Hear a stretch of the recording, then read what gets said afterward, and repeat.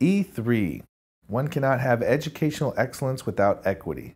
Part 1 of Part 3. What is educational excellence?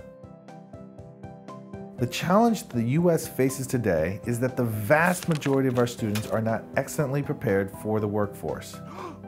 From educators like Linda Darley Hammond to Geneva Gay, from authors like Tony Wagner to Thomas Friedman, and from corporations like Oracle to HP, they all agree. We need to redefine educational excellence. Another way to say this is, what does it really mean to be smart? Traditionally, being smart means how much you know.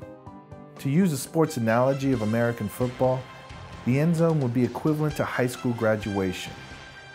Students are working their way down the field trying to learn as much content as possible. When they've learned enough, they graduate, and we call this being smart. There are two problems with this traditional way of winning.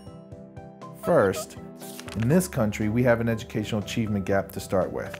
Based on race, class, gender, immigration status, etc., students are starting on different parts of the playing field.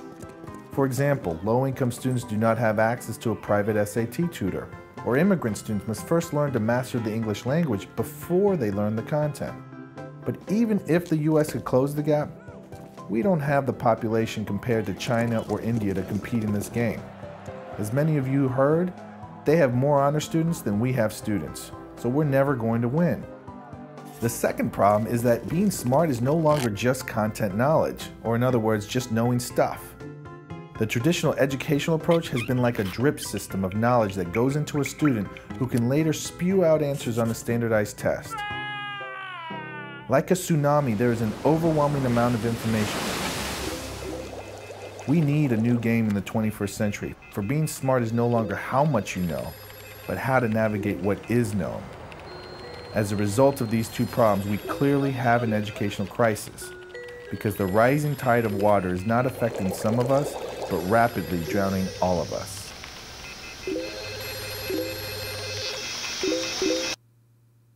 Part 2 of 3. How does equity affect education? What's the difference between in-risk students versus at-risk students? Our educational crisis is like a rising tide of water that is not affecting some of us, but rapidly drowning all of us. Traditionally, in crisis, the medical field has a proven response system that helps to identify what needs exist. This system, used by ERs across the world, the Army and the Red Cross, categorizes people based on their needs. These categories are tagged as green, stable, but they still need attention in order to prevent future complications. Or yellow, they need observation and some medical attention. And red, urgent care is needed or the patient will die. We need to transfer this proven approach to education.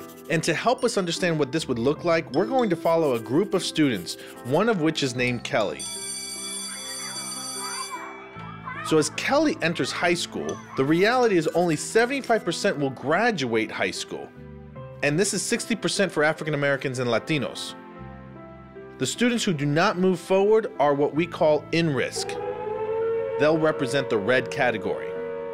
Of these in-risk students, half of them stated they did not see school as relevant to their lives or that the classes were engaging. Now, of the remaining students, only 35% will be college ready and be eligible to attend a four-year university. This is only true for 25% of African Americans and Latinos. The students who are not college bound are what we call at risk, because they are living in an exposed or potential at-risk environment. These students make up the yellow category. The remaining students who, quote, made it, still have another hurdle to overcome. These students are at risk in the future and make up what we call the green category. The reason that these students are at risk in the future is because only 60% will graduate college within 6 years. What many people don't know is that according to Fortune 500 companies, less than 25% of college graduates are excellently prepared to enter the workforce. So with only 5% of all our students in the educational system excellently prepared for the workforce, basically all of our students are in some form of risk. So no matter what color Kelly is either not engaged, not prepared, or playing the wrong game. So the question becomes, what should we be teaching students?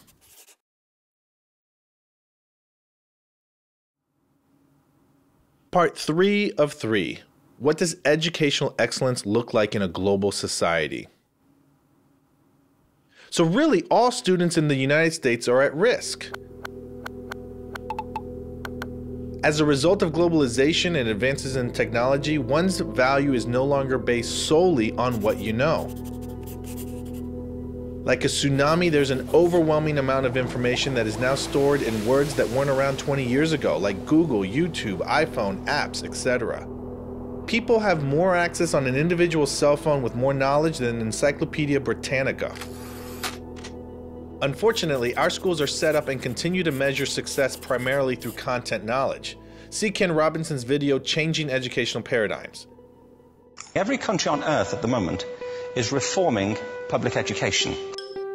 The students who are successful in this system have the privilege, opportunity, and support to absorb content in a conducive environment.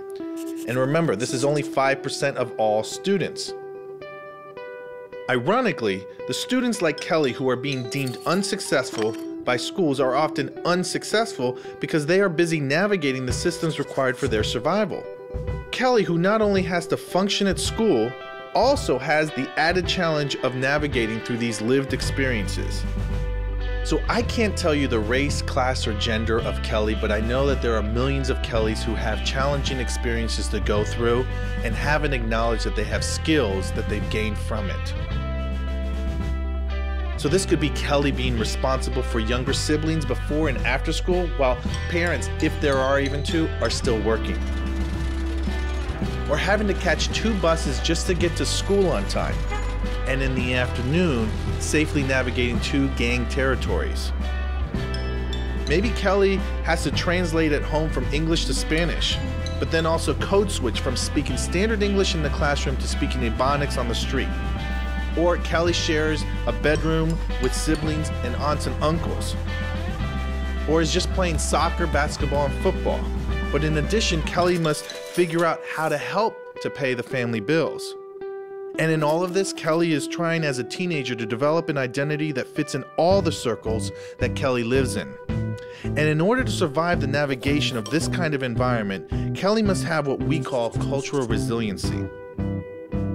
And you know, the interesting thing that we found is that many of the students being deemed unsuccessful exhibit competencies that can be translated directly into 21st century skills, such as critical analysis, adaptability, cross-cultural communication, collaboration, and innovation. Now remember, these were the skills businesses were looking for in the future employees, and ones that were required to be considered excellently prepared for the workforce. So the question becomes, how can we translate the strengths from students' lived experiences into a new definition of educational excellence that values all student competencies and encompasses the 21st century skills required to navigate a new world and a new way of thinking? So when the world asks who is excellently prepared, all the Kellys who learn the content knowledge and learn how to acknowledge the skills they obtain from their lived experiences can respond, I am. I am innovative, I can adapt and collaborate, I have cross-cultural communication and critical thinking skills, and I am Kelly.